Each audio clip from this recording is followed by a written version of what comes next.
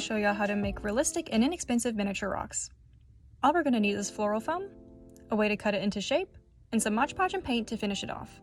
The end result is a fairly realistic rock that you can make in about 15 to 20 minutes. We're going to start off by cutting out the rock size that you would like. Once you have the desired size, you're going to start slowly chipping away at the base. I make my cuts as straight angles and I try to square off any curves I see. In nature, rocks are random, so I cut randomly and haphazardly to try and mimic that. The more shape and variety you add, the more detail that will show later when we get to the dry brushing stage. Once you have your desired rock, it's time to move on to the Modge Podge stage. This stage is important because you can see when I run my finger over the floral foam how much dust comes off.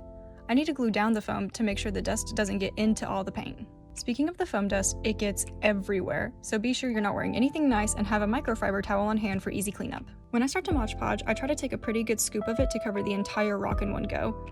Foam will come up onto the brush, and I don't want to stick that back into the container and ruin other projects.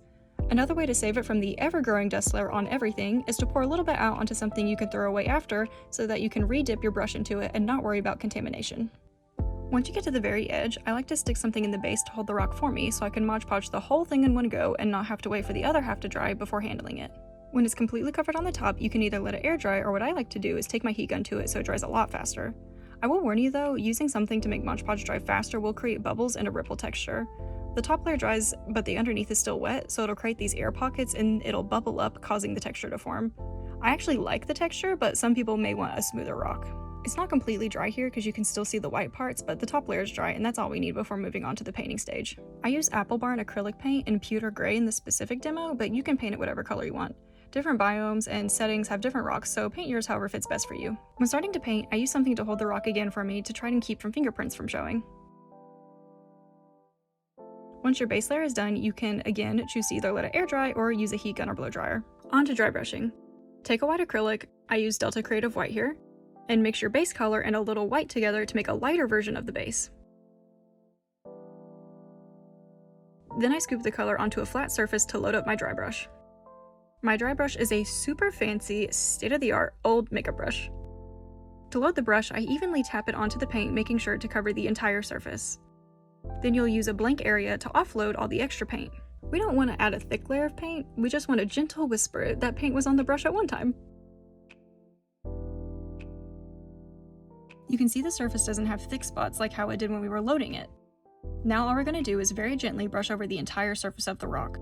You will have to periodically reload the brush, but all you have to do is repeat the same loading process of tapping in some new paint and brushing off the excess paint.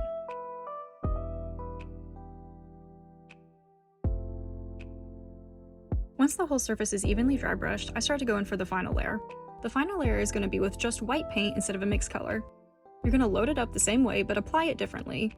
Instead of evenly all over the rock, you'll only paint over the corners. This makes the corners and edges stand out even more and give it a more realistic look. After your final layer, you've got yourself a very realistic foam rock.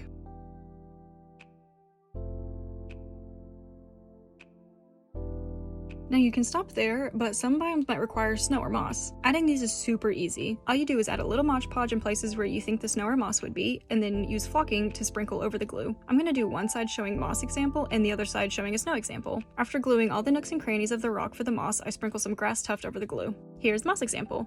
I like the moss to look dry because personally I think it looks more realistic, but if you want a more wet moss look, you can actually mix the tuft with some Modge Podge and then brush it on. It'll dry a little shiny, making it look wet. Now I'm going to do the same for the snow, but add Modge Podge in a few different places.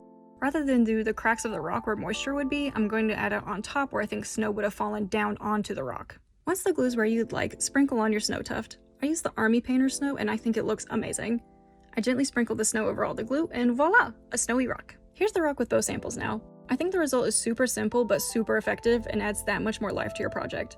If y'all like this tutorial, please like the video so I know to make more. If y'all have any questions about this tutorial or anything related, feel free to leave them in the comments so I can try to help y'all. Thank you all again for the support and I'll catch you in the next video.